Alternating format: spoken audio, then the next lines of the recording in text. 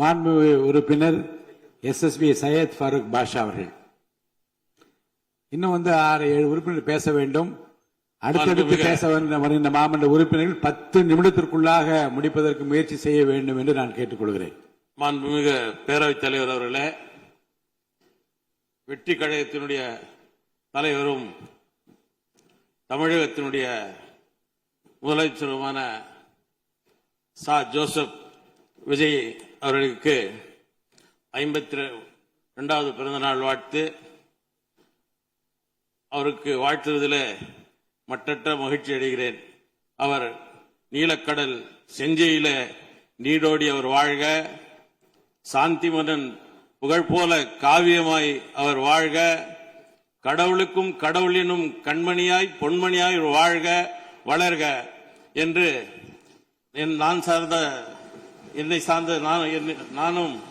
நான் சார்ந்திருக்கின்ற Indian union முஸ்லீம் league சார்பாகவும் வாழ்த்துகிறேன். பேரவைத் தலைவர் அவர்களே,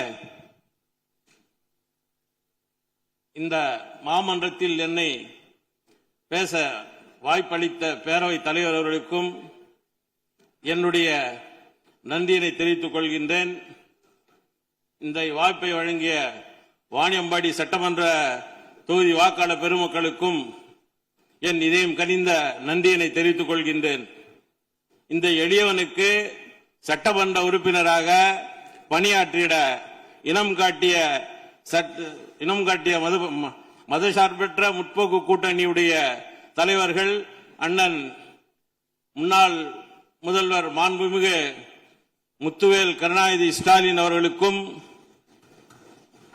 என்னை அடையாளம் காட்டிய இளைய சிகரம் தியாகத்தின் பேரரசியர் பெருந்தகை KM காதர்மொய்தீன் சாஹிப் அவர்களுக்கும் மதச்சார்பற்ற முற்போக்கு கூட்டணியுடைய முன்னோடிகளுக்கும் என் இதயம் கனிந்த நன்றியை தெரிவித்துக் கொள்கின்றேன்.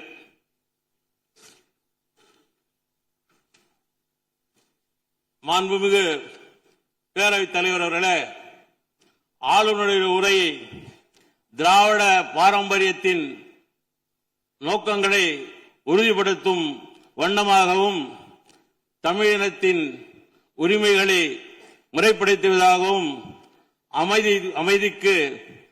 அமைதியிருப்பது என்னுடைய ஆதரவையும் மகிழ்ச்சியையும் பதிவு செய்ய விரும்புகிறேன். என்னுடைய கன்னி பேச்சு என் தொகுதியினுடைய முக்கிய கோரிக்கைகளை உங்களிடம் கனிவான கவனத்திற்கு எடுத்துரைக்க விரும்புகிறேன். வாணியம்பாடி நகரத்தினுடைய நீர் பாசன கால்வாய்கள் முறைப்படுத்திட வேண்டும் என்று அன்புடன் கேட்டுக்கொள்கின்றேன். முக்கியமான பிரச்சனை என்னுடைய வாணியம்பாடி பிரச்சனை.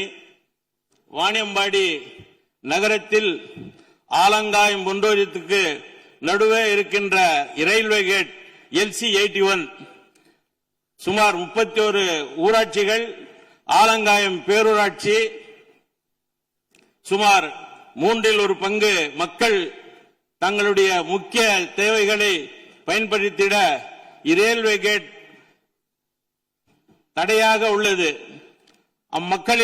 மக்களுடைய 40 ஆண்டு கால கோரிக்கைகளை தேவைகளை இருந்து வருகிறது. தற்போதுள்ள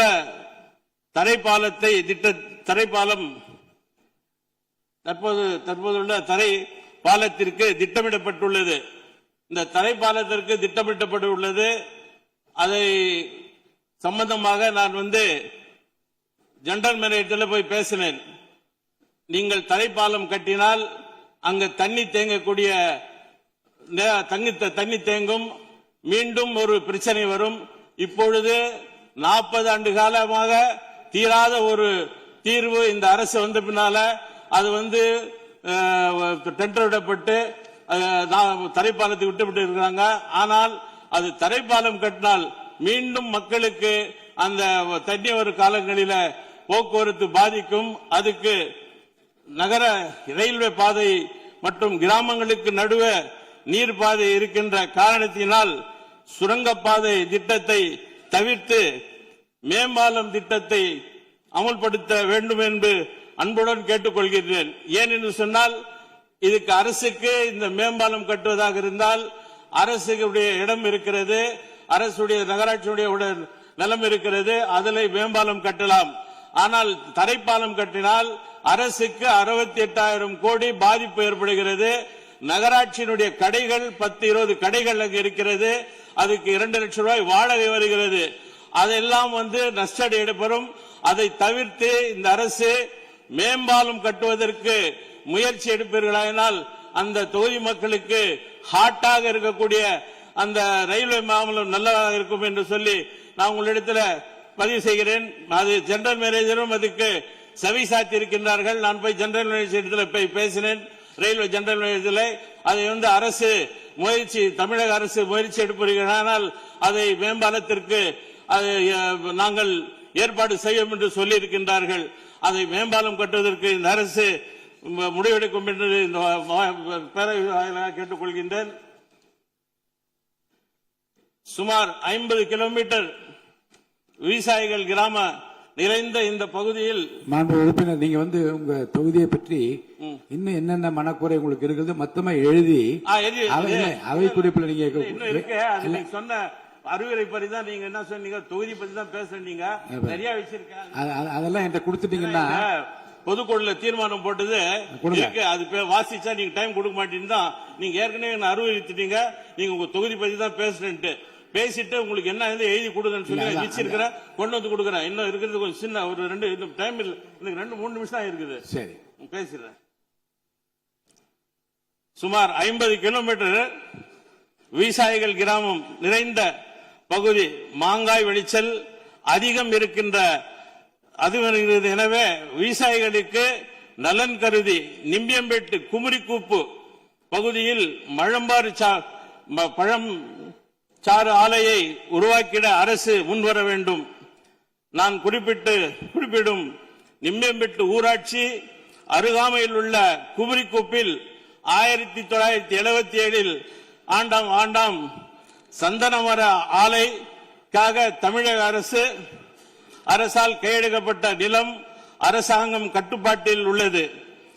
அதை கருத்தில் கொண்டு அதே நிலத்தில் மாங்காய் மழைச்சாறு ஆலையை உருவாக்கிட 26-27 ஆண்டிற்கான நிதிநிலை அறிக்கையில் அந்த ஆலைக்கான அரசாணையை நிதியையும் ஒதுக்கி செய்ய வேண்டும் என்று அன்புடன் கேட்டுக்கொள்கின்றேன்.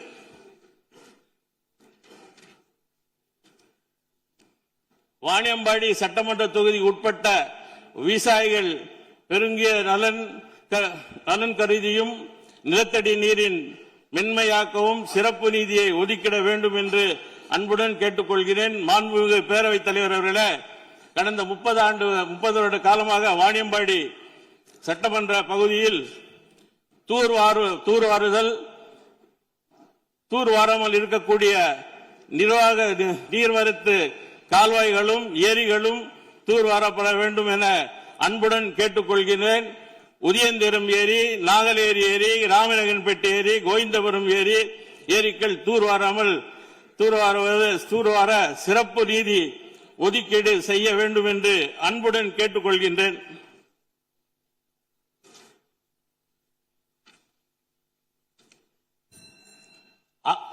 தலைவர், நன்றி தெரிவிச்சுவாங்க. ஆலங்காயம் சுற்று வட்டாரத்திற்கு நீர் ஆதாரம் விளங்கும் பெரிய ஏரி சுதந்திரம் பெற்ற நாள் முதல் இன்று வரை எந்த நிர்வாகத்தில் பராமரிப்பில் இருக்கிறது என்று விவரம் தெளிவாக தெரியவில்லை. இந்த ஏரியை பொதுப்பணித்துறையுடைய நிர்வாக ஆதாரத்தில் சேர்த்து அதற்கான ஆணையை பிறப்பித்து அதனை தூர்வாரி கரைகளை மேம்படுத்த பராமரித்திடவும் வேண்டும் என்று கேட்டுக்கொள்கின்றேன். பேரவைத் தலைவர்களே, வாணியம்பாடி சட்டமன்ற தொகுதி பெரியப்பேட்டை அமைந்துள்ள அருள்மிகு அழகுபெருமாள் கோயில் சரித்திரம் முக்கியத்துவம் வாய்ந்த ஒரு வழிபாட்டு தலம் ஆகும். வரலாற்று சிறப்புமிக்க சகோதரத்தின் ஒரு அடையாளம் என்று கூறினால் மிகையாகாது. அழகுபெருமாள் கோயில் 108 அவதாரத்தினுடைய சன்னிதானத்திற்கு அருகாமையில் நாகூர் அவுலியா அவருடைய அண்ணன் மஸ்தான் அவுலியாவுடைய தர்கா என்ற உறவிடம் இருக்கிறது. அருள்மிகு அழகு பெருமாள் திருக்கோயிலுக்கு சொந்தமான 1.5 ஏக்கர் நிலம் உள்ளது. கோயில் கட்டுப்பாட்டில் உள்ளதை கருத்தில் கொண்டு அங்கு ஒன்று குளம் ஒன்றை அமைத்து தர வேண்டும் என்று கேட்டுக்கொள்கின்றேன்.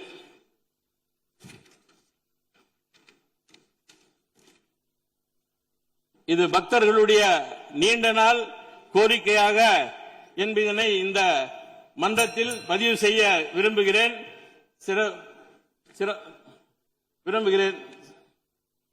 சிறப்புமிக்க இந்த அவையில் என்னுடைய கருத்துக்களை பதிவு செய்ய வாய்ப்பளித்த பேரவைத் தலைவர்களுக்கும் என்னுடைய நன்றியினை உறுத்தாக்கிக் கொண்டேன். நன்றி, வணக்கம், வசலாம்.